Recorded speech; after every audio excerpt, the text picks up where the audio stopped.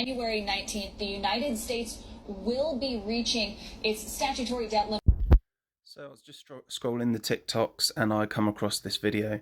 Now, this is something that I've known about for years and I've tried telling people about for years. No one listens, so I've just dropped it. Haven't talked about it for quite some time. But I've always known it's coming. So first off, I just want to make things as simple as possible.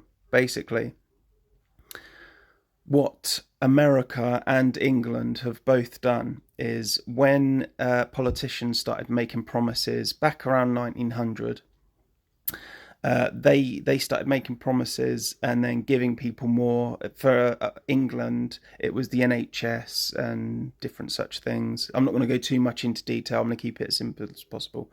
Anyway, the government made a load of promises they couldn't meet, or soon in the future they couldn't meet. But rather than saying, well, actually, we can't do that now, they just kept promising more and more and more. So what they did is they developed something called gilts or bonds. And what that means is you basically tax the unborn.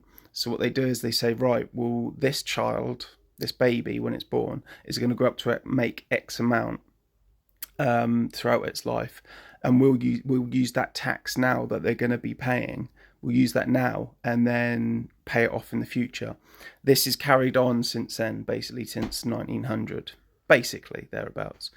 Anyway, and we're at a point now where the interest rate, particularly in, again, England and America, the interest rate on those gilts or bonds or basically money borrowing has grown to a runaway effect. You can't possibly catch up. It'd be like me going out tomorrow, taking out £1 million loan and then trying to pay that back. I'm never going to do that, okay? The interest loan on that would bankrupt me, would cripple me. It's the exact same thing with our country. That's been going on.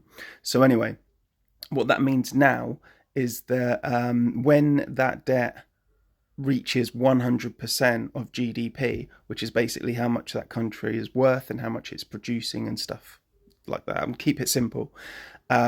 Basically, other countries just say, right, we're not lending you any money anymore. We're not investing in your country anymore. We're not going to give you any work anymore. And everything crashes.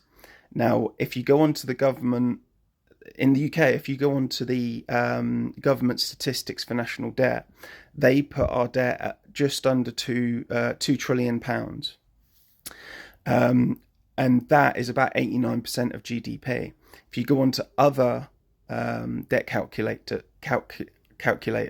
they'll put that around just under 3 trillion, which is much higher than 100% GDP. When it goes to 100% GDP, the whole economy crashes. So watch your space, it's going to happen.